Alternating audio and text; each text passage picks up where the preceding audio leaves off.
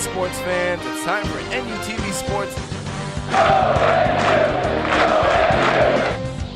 What makes this year Northeastern's year?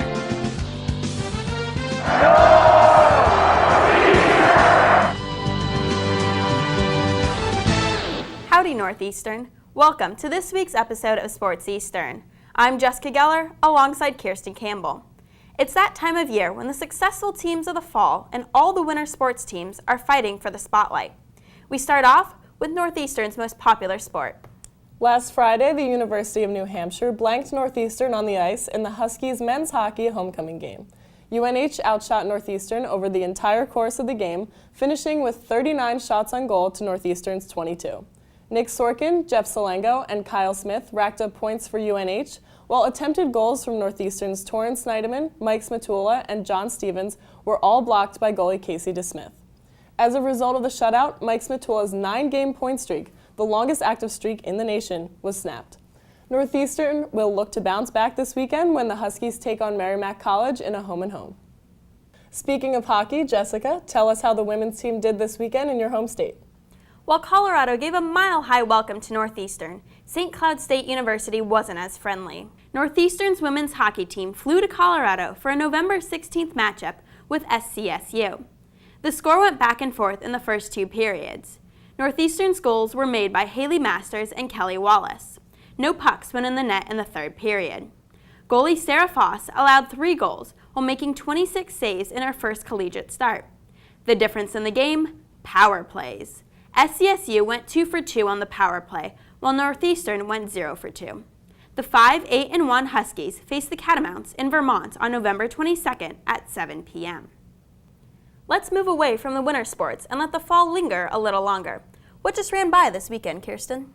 Northeastern cross-country sophomore Wesley Gallagher will make his way to the NCAA Division I cross-country championships after earning an individual bid for his performance at the NCAA Northeast Regional Meet last weekend, where he earned 24th place of 256 runners.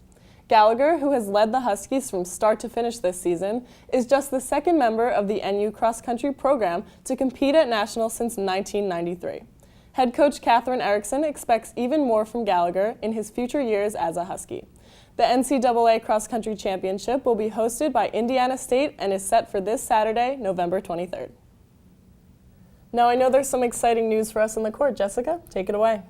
On November 16th, Northeastern's men's basketball team bounced its way to their first win of the season over Central Connecticut State.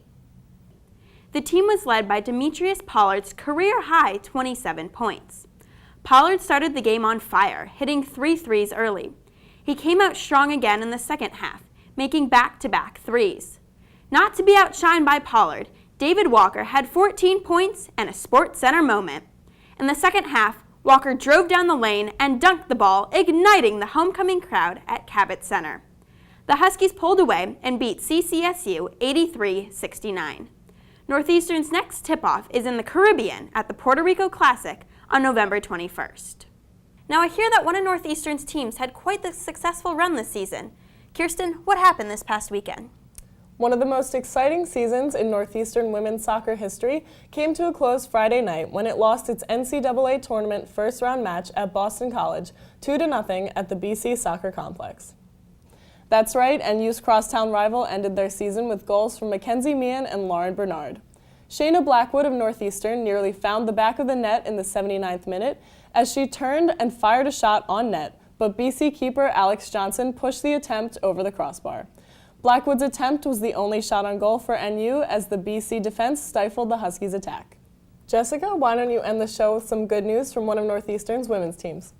Northeastern's women's volleyball team was sizzling like bacon on the stove on November 17th, beating William & Mary in 3 straight sets. The Huskies never trailed on this senior night.